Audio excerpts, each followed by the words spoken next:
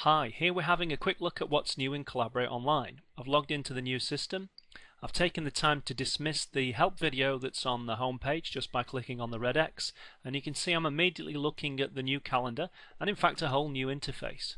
But don't panic, all of your old favourite parts are still there. Let's have a closer look. Over on the left hand side of the screen we can still see the folder tree. It's pretty much as it was before, but it's just been modernized a little bit more in keeping with Windows 7, and we think we've made it a lot easier to allow you to navigate around the site and get exactly to the content you're trying to see. If we look inside any particular folder, you can see that it's also pretty much the same. The notes section at the top is the same, the images complete with Lightbox are also there, and then the attachments at the bottom, again pretty much the same. The icons have been updated. There's some specific videos on the site that take you through those new icons which introduce some excellent new features, but basically pretty much the same as it was before. One of the biggest changes you'll see is when you move across to the To-Do tab. The To-Do section has been completely revamped and now has some absolutely fantastic features in it. Firstly, you can write just about as much text as you like into a to-do. You can write chapter and verse if you wish, as you're assigning a task to any other member of your team or indeed for yourself. Secondly, you can attach documents to to-do tasks, be they Word documents, PDFs, or basically whatever you like. And finally, you can now comment on to-dos. If I just click on the comment icon here, you can see that we can have a discussion thread carrying on about a particular task. So you can have attachments on to-dos and you can also comment on them. Adding to-dos couldn't be easier. Just click on the Add To-Do option, pick a team member, type in some text,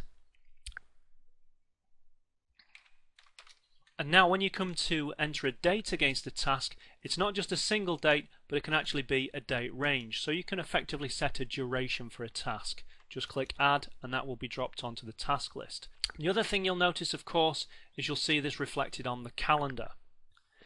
If we move across to the calendar tab now, you can see that to-do items are still shown in red, events are still shown in blue, but both to-do items and events can now occur over multiple days. You can see this Gemma task I've got here is spreading over 3 days.